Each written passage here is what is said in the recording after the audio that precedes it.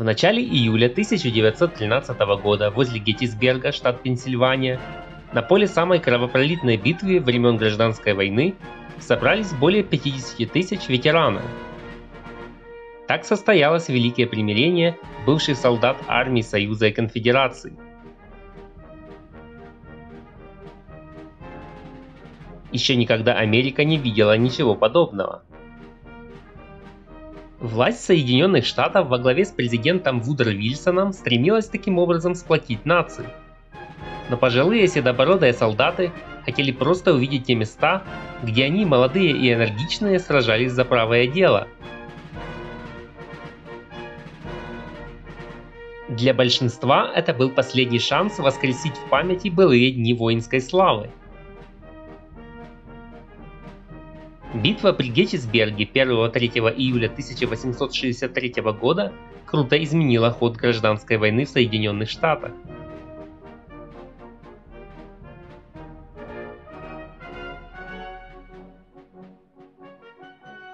Конфедераты во главе с генералом Робертом Ли не сумели разбить армию Союза и отступили, утратив инициативу.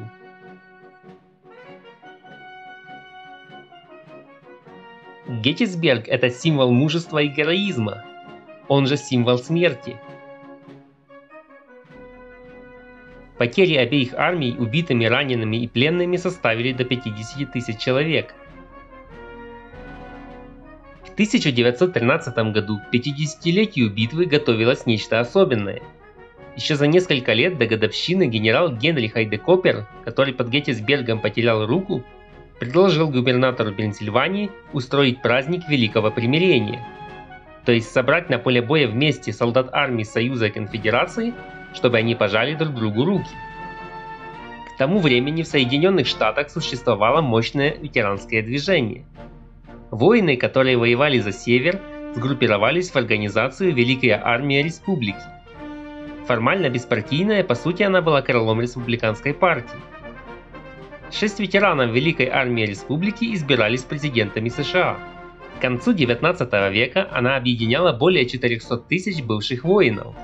Время от времени они разбивали палаточные лагеря в местах памятных битв, устраивали шествия и парады, издавали газеты. Конфедераты, как проигравшая сторона, объединились гораздо позже. В 1889 году они основали организацию «Объединенные ветераны Конфедерации». Она сосредоточилась на социальной поддержке солдат и их семей. Ежегодно ветераны собирались вместе на так называемых национальных встречах. Также издавали один из самых влиятельных журналов американского юга «Конфедерат». Южане по численности уступали своим бывшим противникам, объединив в своих рядах 160 тысяч воинов. Два течения ветеранского движения существовали параллельно, практически не пересекаясь. Но власти требовался символ единства нации. Именно для этого задумали грандиозный праздник Великого примирения в Геттисберге. Идею генерала Хайдекопера активно поддержали в Пенсильвании.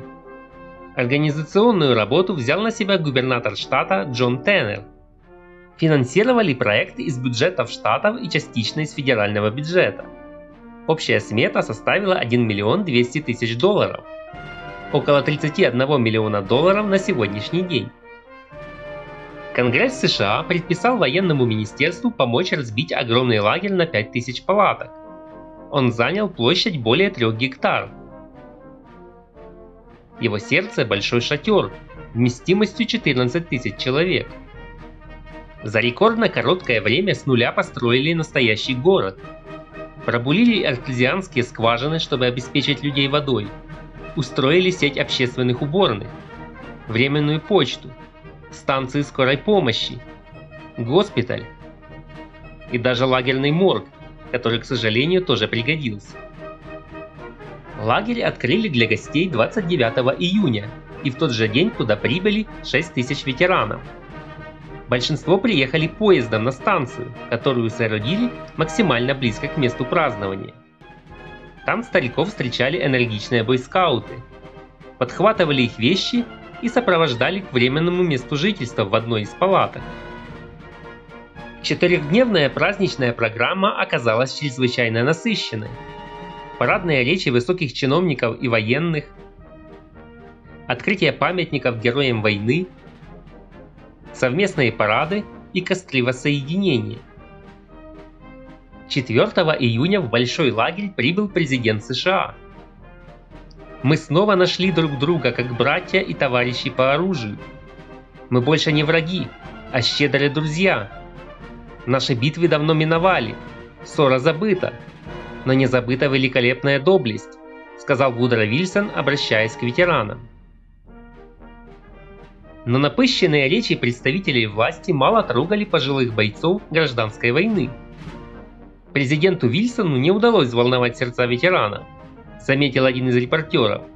Его ни разу не прервали хлопками и аплодисментами. Собравшихся интересовало совсем другое. Ветераны пребывали в постоянном поиске. Искали своих однополчан, места боев и ранений, артефакты войны, бывших врагов и друзей. Пожилые кавалеристы из Нью-Йорка прочесали весь Геттисберг в поисках зажигательных девушек, которые в 1863 году пели им патриотические песни и забрасывали цветами. Невероятно, но они их нашли. И уже солидные старушки вновь порадовали их песней, сплоченные вокруг флага. Ветеран Хью Меллер из штата Нью-Йорк отыскал на вокзале западного Мэриленда комнату, где его держали в плену. Конфедерат Самуэл Маркс нашел место, где атаковал позиции федеральных войск и получил ранение. Еще одна удивительная встреча произошла в месте фатальной атаки конфедератов против армии Союза на так называемый кладбищенский хребет. Этот эпизод вошел в историю как атака Пикета и стоил противникам 6500 убитых и раненых. Большинство жертв – это бойцы конфедерации. Одного из них тяжело ранили, и от неминуемой смерти его спас солдат-северянин. В один из дней они вновь встретились на поле битвы под Геттисбергом, но уже не как враги, а друзья. Многих чрезвычайно позабавила история двух ветеранов севера и юга, которые купили в магазине топор, отправились на место общих боев и торжественно зарыли его там. Так происходило примирение отдельных людей, более важное и искреннее, нежели все официальные показные мероприятия. Невольно организаторы праздника очень усложнили ветеранам поиск своих однополчан. Жильцы палаток распределялись по месту их постоянного проживания, а не по полкам службы времен войны. Старики слонялись по огромному лагерю, надеясь случайно увидеть знакомые лица. Иногда это срабатывало. Солдат Реми Бернер таким образом нашел друга, с которым не виделся с 1865 года. Великое воссоединение распалось на группки по 2-3 человека. В такой маленькой компании пожилые и утомленные жизнью люди вспоминали былые дни, делились опытом, изучали местность, припоминая детали грандиозной битвы. Настоящей манией стал поиск любых артефактов, которые немедленно разбирались на сувениры. Один солдат взял себе ветку дерева, защитившего его в сражении. Другой набил карманы пшеницей с местных полей, чтобы посеять ее в родной Индиане. Третий набрал целый чемодан земли для собственного сада. Многие опирались на трости, вырубленные в окружающих рощах. Неприятные инциденты тоже случались. В гостинице Геттисберг некий южанин Генри утверждал, что его отец генерал конфедерации. Он напал на ветеранов Союза, сопровождая свою агрессию непристойными словами в адрес президента Авраама Линкольна. Выхватил нож и нанес нескольким людям неглубокие раны. Дебошира немедленно схватили. К счастью, никто серьезно не пострадал. Первые 2 дня воссоединения немилосердно палило солнце. Нагретые за день палатки превращались в настоящие душегубки. Сотни людей попали в госпиталь с тепловым ударом. 9 пожилых воинов умерли, не выдержав таких перегрузок. Средний возраст ветеранов составлял 72 года, поэтому удивительно, что жертв не оказалось еще больше. Капризы погоды компенсировали обильным питанием. Рачительные повара заготовили 180 000 фунтов мяса, 7 000 банок рыбы, 25 000 дюжин яиц, 7 000 пирогов, и много другой разнообразной снеди. Общие массовые обеды, по задумке организаторов, также служили делу сближения старых противников. В театре Уолтера всем желающим продемонстрировали новый фильм о битве под Геттисбергом. Режиссеры Чарльз Гиблин и Томас Инс пытались скрупулезно воссоздать ход героических событий на экране. Всего в эти праздничные дни под Геттисбергом побывало 53 407 ветеранов из 46 штатов. Из них лишь около 9 тысяч представляли конфедерацию, остальные – армию Союза. Уже со 2 июля жильцы Большого лагеря начали постепенно его покидать.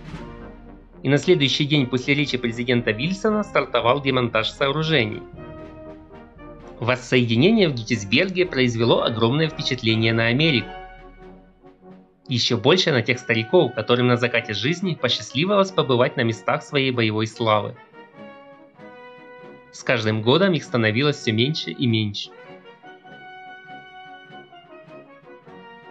Последний солдат армии конфедерации Плезант Крамп умер в 1951 году в возрасте 104 лет. В 1956 году этот мир покинул последний солдат армии Союза, 106-летний Альберт Вулсон.